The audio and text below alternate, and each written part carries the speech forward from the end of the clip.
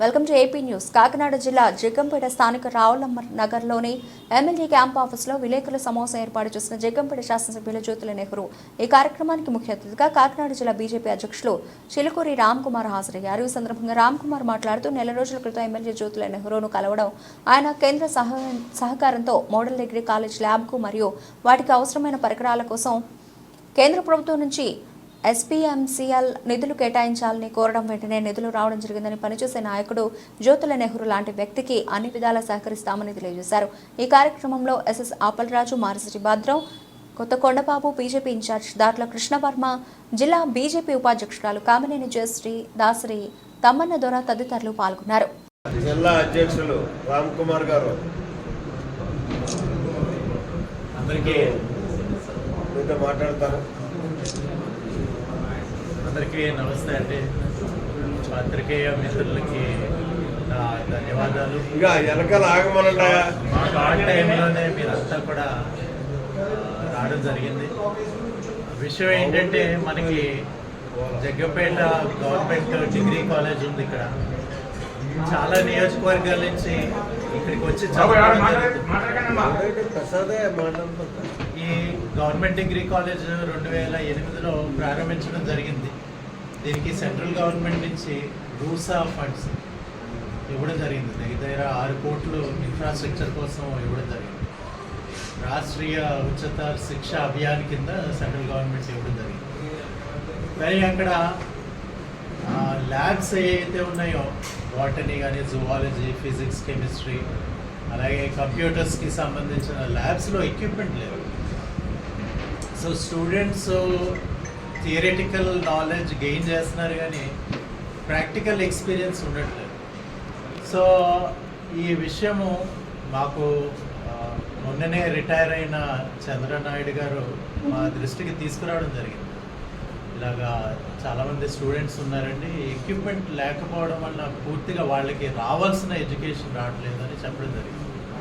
So వెంటనే నేను మనకి గవర్నమెంట్ మింట్ ఉంది, ఆ కంపెనీకి నేను తెలియజేయడం జరిగింది. దానిలో నేను డైరెక్టర్ని సిఎస్ఆర్ ఫండ్స్ రిక్వెస్ట్ చేయడం జరిగింది. ఒక 50,09,000 ప్రపోజల్ మనం పెట్టడం జరిగింది. దానికి సంబంధించి ఆఫీసర్స్ గత నెల 24వ తారీఖున ఎమ్మెల్యే గారిని కూడా కలిసి ఇన్స్పెక్ట్ చేయడం జరిగింది. సో ఆ ప్రపోజల్ అప్రూవ్ అయింది, శాంక్షన్ అయింది. సో ఇదంతా కూడా జెమ్ పోర్టల్ అంటే గవర్నమెంట్ ఈ పోర్టల్ ద్వారానే ప్రొక్యూర్ చేసి ఈ మన కాలేజ్కి ఇవ్వడం జరుగుతుంది. ఈ విషయంలో ఎమ్మెల్యే గారికి చాలా ధన్యవాదాలు. వారు వచ్చి ఎమ్మెల్యే గారితో మాట్లాడడం, ఎమ్మెల్యే గారు కూడా కొన్ని సజెషన్స్ ఇవ్వడం జరిగింది. డిగ్రీ కాలేజ్ ఏ విధంగా మనం ఇంప్రూవ్ చేయొచ్చు. సో రాబోయే రోజుల్లో ఆ ఎక్విప్మెంట్ రావడంతో తప్పకుండా స్టూడెంట్స్ బెనిఫిట్ అవుతారు. అదేవిధంగా మోడీ గారి ప్రభుత్వం మన దేశం వికసిత్ భారత్ అంటే డెవలప్డ్ కంట్రీగా 2047 నాటికి డెవలప్డ్ కంట్రీగా తయారవ్వాలని గట్టి ప్రయత్నం చేస్తూ ఉన్నారు. ఆ విధంగా ప్రణాళికలు కూడా రచిస్తూ ఉన్నారు. దానికి అనుగుణంగా మన చంద్రబాబు నాయుడు గారు ఈ మధ్యనే ట్వీట్ కూడా చేయడం జరిగింది. 2047 నాటికి అభివృద్ధి చెందిన మన ఆంధ్రప్రదేశ్ కోసం సజెషన్స్ ఇవ్వండి అని ప్రతి ఒక్కరిని అడగడం జరిగింది. సో అదేవిధంగా నియోజకవర్గంలో నెహ్రూ గారు అహర్నిశలు కష్టపడతా ఉన్నారు, ప్రజా సమస్యల మీద దృష్టి పెడతా ఉన్నారు. దానిలో భాగంగా ఈ కాలేజ్కి ఫండ్స్ రావడం చాలా సంతోషదాయకం.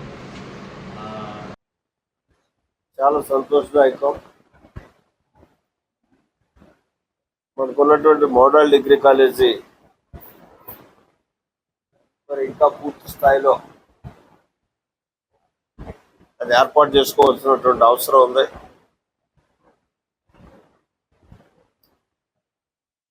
గతించిన ప్రభుత్వం అలసత్వం వల్ల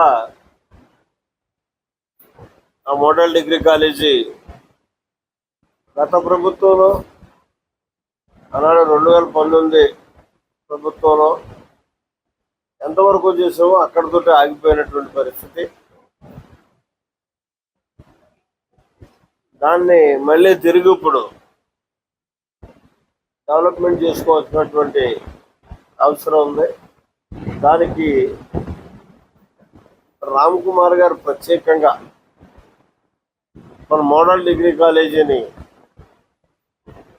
వచ్చి చూడడం, పర్యవేక్షించడం, మనకు కావాల్సినటువంటి నీడ్స్ ఏంటి, దానికి నేనేం చేయగలను అని చెప్పి ఆయన ఆలోచన చేయడం, దానికి సంబంధించినటువంటి అధికారులు కూడా ఇక్కడ పర్యవేక్షణకు పంపడం, వాళ్ళు కూడా అక్కడ ప్రిన్సిపల్ గారిని కలవడం, నన్ను కూడా ప్రత్యేకంగా వచ్చి కలవడం.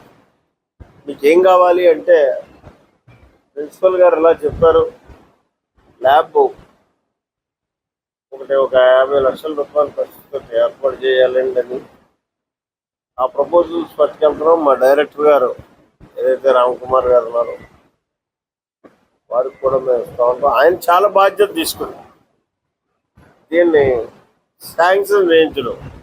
ఇదంతా కూడా కనీసం 40 శాంక్షన్ రావడం జరిగింది సెంట్రల్ గవర్నమెంట్.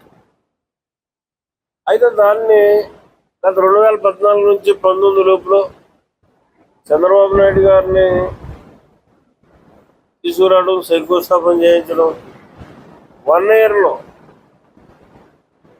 కాలేజీ భవనాన్ని, ఒక హాస్టల్ భవనాన్ని నిర్మాణం చేయించి దాన్ని ప్రారంభోత్సవం చేయించడం జరిగింది. ప్రభుత్వం అన్నది కంటిన్యూస్ ప్రాసెస్. మనుషులు మారుతుంటారు, పార్టీలు మారుతుంటాయి తప్పించి ప్రభుత్వం ఇది కంటిన్యూస్ ప్రాసెస్. మరి ఆ ప్రభుత్వం గత 5 సంవత్సరాలు కూడా నిర్వీర్యం చేసి డెవలప్మెంట్ అన్న దాన్ని ఏ ఉద్దేశంతో అయితే ఇక్కడ మనకు ఆ మోడల్ ఆంధ్ర రాష్ట్రంలో ఎన్డీఏ ప్రభుత్వం పనిచేస్తుంది అనడానికి ఇది ఒక ఉదాహరణ. ఓకే, అయితే రామ్ కుమార్ గారికి మొత్తం మనస్ఫూర్తిగా నేను ధన్యవాదాలు సరే తెలియజేసుకున్నాను. ప్రత్యేకంగా కృతజ్ఞతలు కూడా తెలియజేసుకుంటున్నాను. ఇదే రకంగా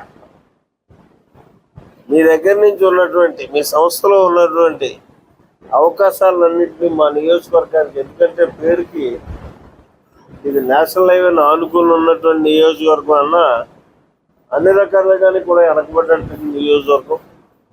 ఒక పరిశ్రమ లేదు చెప్పుకోదగ్గది, ఒక విద్యాలయం లేదు. నేను వెళ్ళి కూడా కలవలే, ఫోన్ చేసి చెప్తాను